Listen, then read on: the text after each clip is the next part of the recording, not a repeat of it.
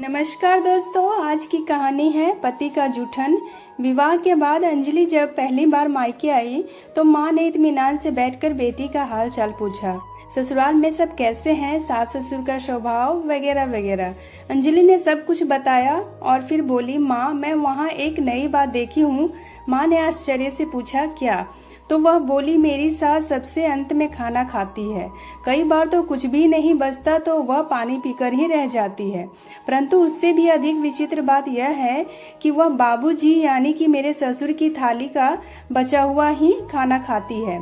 माँ बोली, हाँ बेटी, पुराने जमाने में यही रिवाज था। औरतें अपनी पतियों के खाने के बाद उनके थाली में ही खा लेती थीं। कहा जाता है कि जूठा खाने से प्यार बढ़ता है, लेकिन माँ आप तो ऐसा नहीं करती और पापा भी थाली में कभी जूठा नहीं छोड़ते। अब समय बदल चुका है बेटी और हम लोग शहर में रहते हैं। गांव में यह चलन अभी भी है, परंतु तुझे क्या, 2 दिन बाद तो तुझे अमित के साथ मुंबई चले जाना है।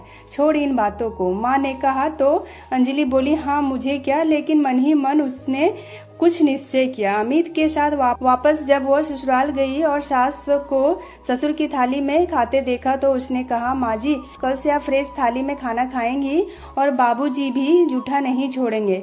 तब सास बोली, नहीं नहीं बहू, मैं ऐसा नहीं कर सकती। मेरी सास यानी कि तुम्हारी दादी सास भी ऐसा ही करती थी और फिर तुम्हारे बाबूजी भी नाराज हो जाएंगे। सीधी और सरल स्वभाव वाली उसकी सास ने जवाब दिया। तो वह बोली, बाबूजी को मैं समझाऊंगी, पर कल से आप उनकी थाली में नहीं खाएंगी। अंजलि का देवर वहीं खड़ा सास बहू की बातें सुन रहा था। वो बोला, भाभी माँ का ऐसा करना मुझे भी बहुत बुरा लगता है। हम तो इन्हें समझा समझा कर थक गए हैं। यदि आप सफल हो गई तो क्या आज रात को ही देख लेना। हंसते हुए उसने कहा। रात को सबके सामने खाने के बाद जब ससुर जी ने अपनी खाली थाली अंजलि के सास को दिया तो अंजलि ने उन्हें नहीं खाने का इशारा किया। उसकी सास भी शायद अभी यही चाहती थी, तो अपनी हिम्मत बटोर कर बोली, मैं इस थाली में नहीं खाऊंगी। आपने जो छोड़ा है उसे मैं गौ माता को खिलाऊंगी। पत्नी की यह बात सुनकर ससुर जी चिल्लाए, तेरा दिमाग तो सही है ना, और वर्षों से चली आ रही परंपरा को तोड़ देगी। तब अंजलि बोली, बाबूजी आप एक बार अपनी थाली में देखिए, इसमें आधी रोटी ही बची है और सब्जी के नाम पर आलू के 2 टुकड़े। पहले क्या हुआ मैं नहीं जानती, लेकिन इस उम्र में तो माँ जी को पूरी डाइट मिलनी चाहिए। घर के सभी सदस्यों की थाली में 5 पकवान हो और माँ जी को सिर्फ ये रोटी, ये कैसा न्याय है? पर यह रिवाज तो सदियों से चली आ रही है।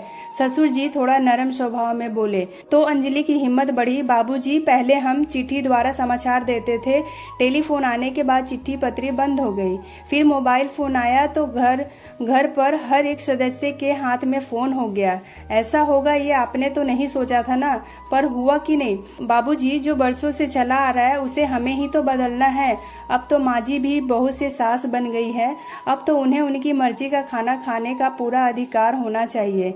हाँ बहू, शायद तुम ठीक कह रही हो। अभी भी शायद ससुर जी की बात पर अंजलि का देवर हंसते हुए बोला तो सभी हंस पड़े। उस दिन के बाद से अंजलि की सास भी अपनी थाली में सबके साथ बैठकर खाना खाने लगी और ससुर जी ने भी जूठन छोड़ना बंद कर दिया।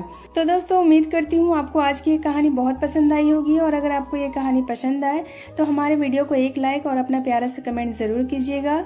और ऐसी और भी कहानियाँ देखने के लिए हमारे चैनल को सब्सक्राइब करके बेल आइकन को प्रेस कर दीजिएगा। कहानी में अंत तक बने रहने के लिए आपका बहुत बहुत धन्यवाद।